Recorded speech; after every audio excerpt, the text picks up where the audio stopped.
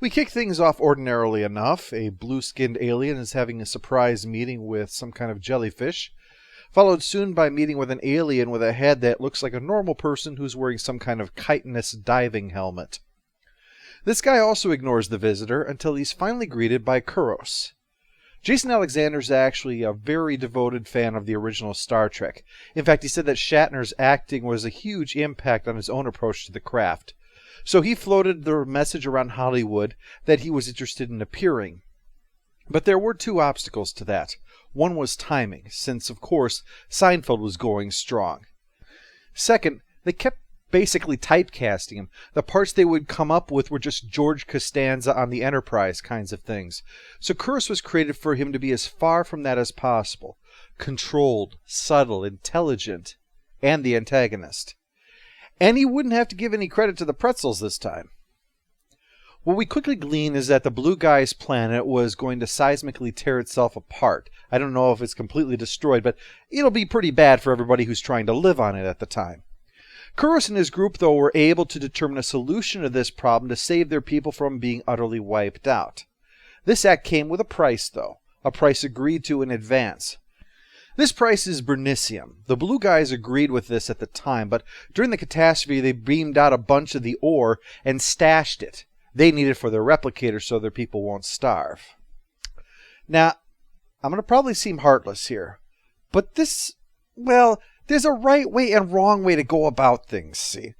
If they would have come clean and asked to renegotiate because this wasn't anticipated, even though it almost certainly had to have been, that would have engendered sympathy from me on their part. But instead, they don't do that.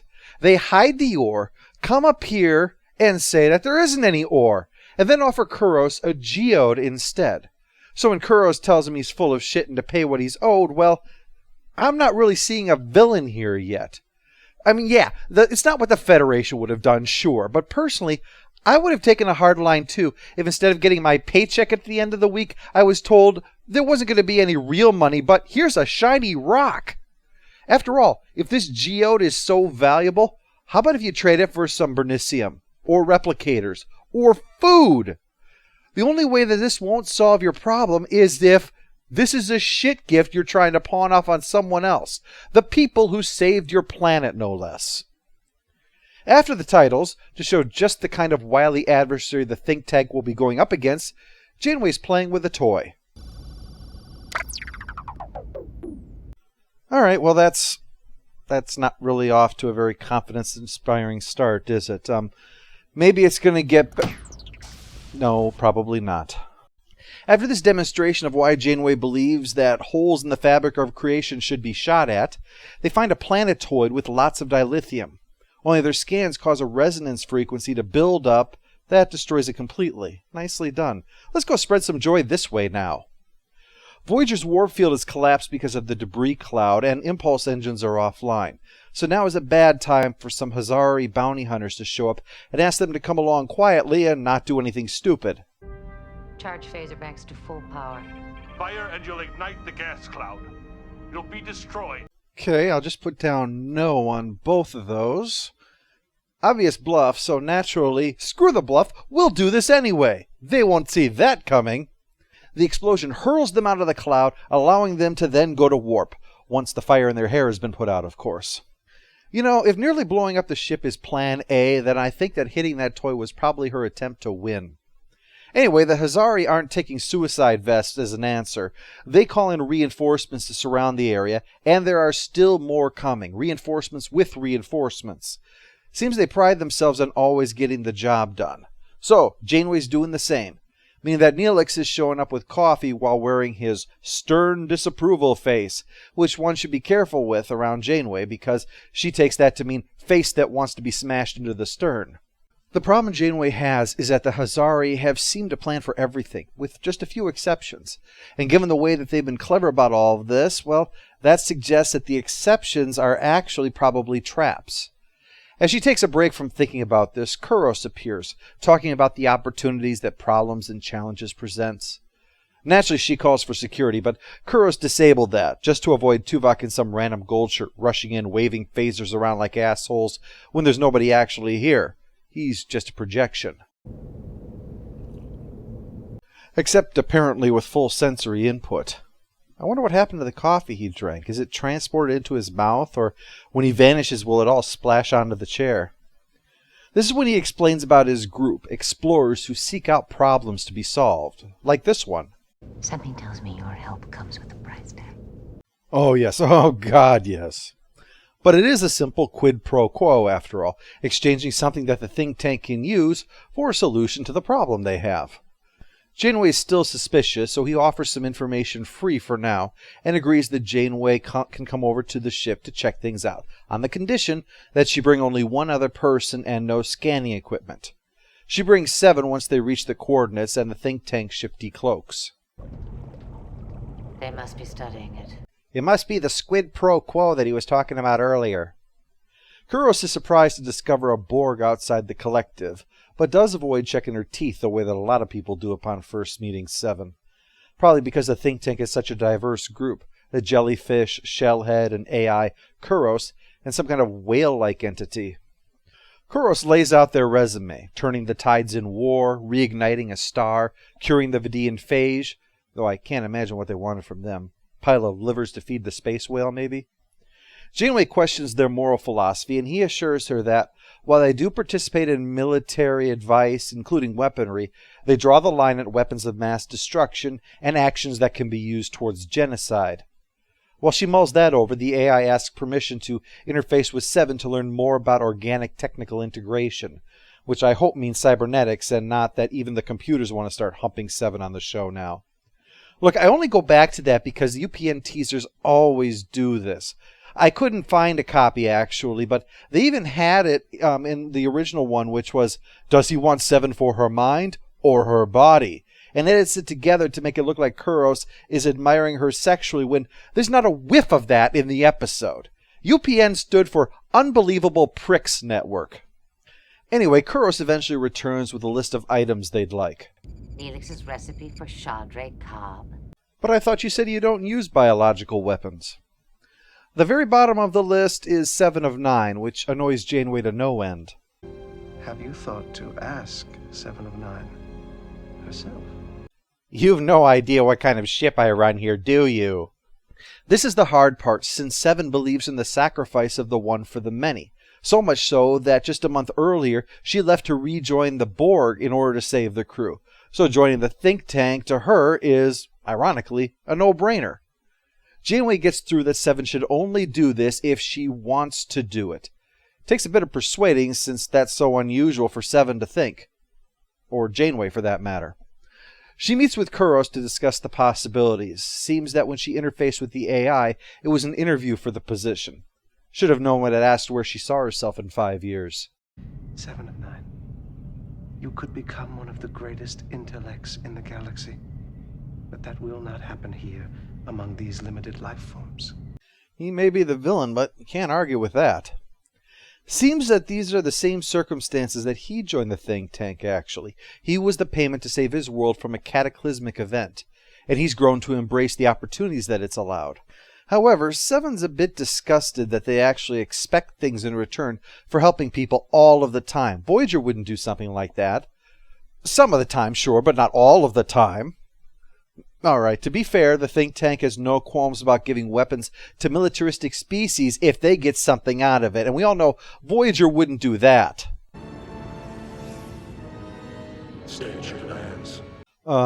Okay, well, true, they did give the most powerful, malevolent force in the galaxy the weapon to annihilate its enemy's entire species, but they were willing to let Voyager cut through their yard. I mean, that's not unreasonable, is it? Anyway, 7 has declined their offer, and as if to remind everyone of why that is a worry for them, the bounty hunters attack. Kuros gives Janeway a bit of tactical advice on how to handle this attack. No charge. You are making a fatal mistake. We have already analyzed hundreds of scenarios. Voyager will not survive without our help. Your scenarios, not mine. In mine, I win! Wearing one of those glowing sun god thingies on my head while I play an electric guitar and sit on a unicorn named Professor Awesome Hooves. After the break, Voyager tricks one of the bounty hunter ships into a debris field filled with spatial charges and then disables them, taking their ship and capturing the 2 crew members on board. They go through the ship's database and the doctor reconstructs the biodata on the guy who hired the bounty hunters, one of the Malon. Dipshits Voyager ran into earlier in the season, and they ought to be like 25,000 light years away. But even more than that, the reason why the Malon wouldn't do this is that they're like the Ferengi. They prefer making money to fruitless things like getting revenge. The one who hired them was actually Kuros. And you want to be my latex salesman. Still, we've only got 12 minutes left in the episode. It's about time the villains did something villainous. So this whole thing was a way to lure Seven into joining them. Oh, and the fact that he played ignorant, well, yeah, they were just playing ignorant. They probably didn't want to tip their hand or anything. And as for the coincidence that Seven was the one that Janeway happened to bring along, well, they probably figured Janeway would do that once they said no scanning equipment. Janeway's the kind of person who'd want to know as much as possible, so she would bring along the crew member whose body can simply scan more than any living being could that doesn't have cybernetics. But anyway, yeah, they want to get Seven to join them, and they're not above doing dirty tricks to do it, which, would have been interesting considering that eventually they were going to be telepathically linked with her. Odds are that was going to come out at some point, and there would probably be, let's just say I see that jellyfish container getting tipped over at some point.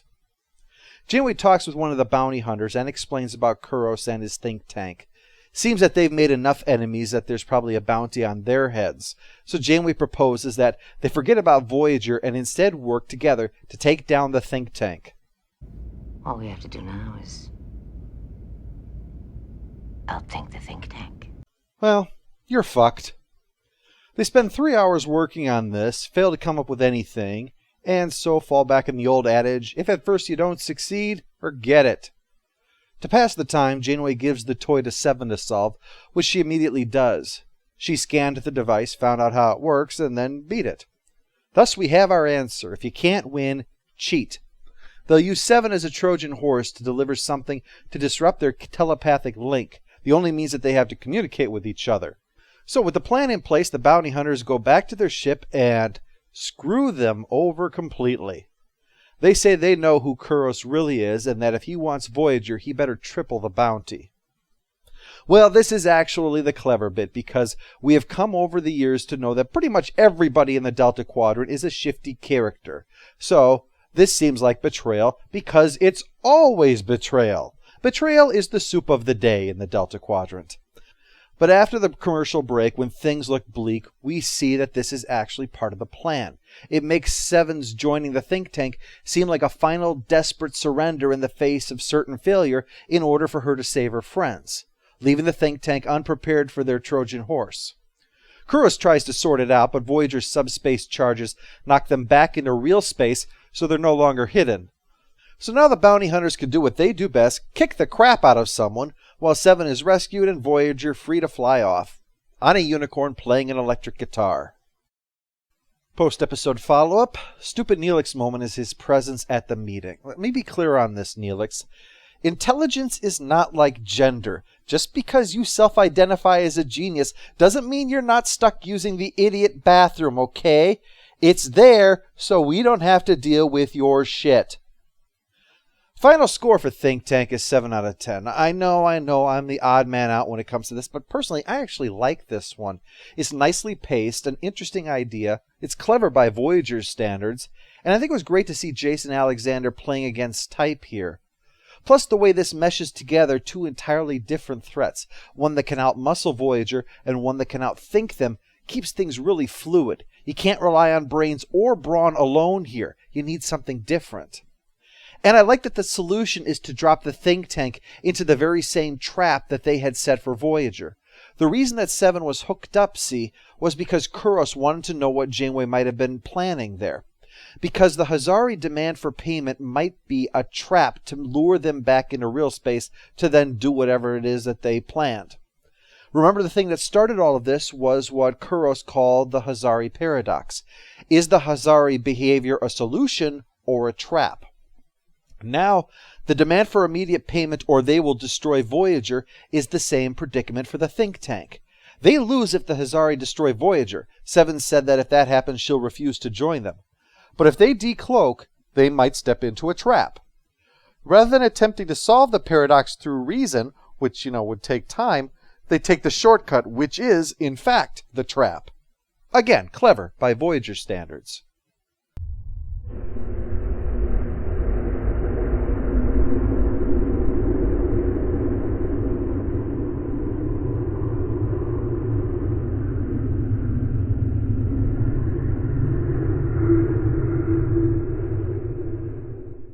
All hail the Overlord! All hail the Overlord!